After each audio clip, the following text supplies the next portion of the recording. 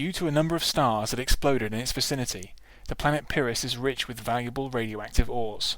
A fortune can be made by anyone willing and able to exploit this resource. Unfortunately, every last living creature on the planet is fanatically dedicated to killing humans. So goes the premise of Deathworld, and by the time the novel opens, the human colonists have been fighting a brutal war with the whole ecosystem of Pyrrhus for 300 years.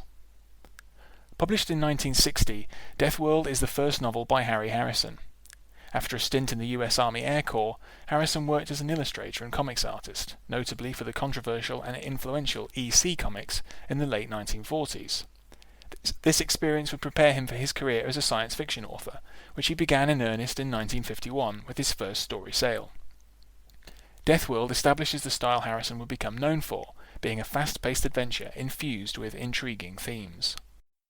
The main character of the novel is professional gambler and rogue Jason Denault, who is often seen as a prototype for Jim DeGriz, the protagonist of Harrison's later and better-known Stainless Steel Rat series.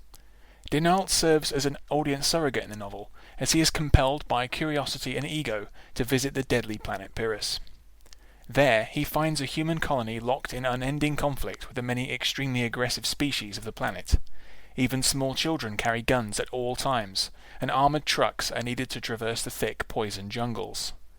The Pyrrhans use a rigorous, Spartan-like system of training to which Denault is subjected before he can even think of leaving the sealed buildings of the planet's only city.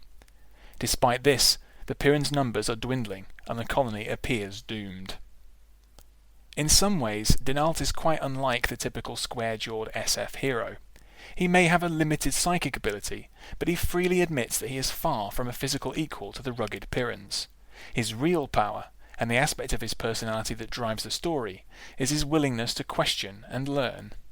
While Pyrrhan societies become ossified, focused only on survival, Denault continually seeks to discover why the planet is so hostile to human life. While our hero blows apart numerous hostile creatures and participates in various exciting battles, his real heroism is in his efforts to make the people of Pyrrhus think differently about their situation, and even to change their minds.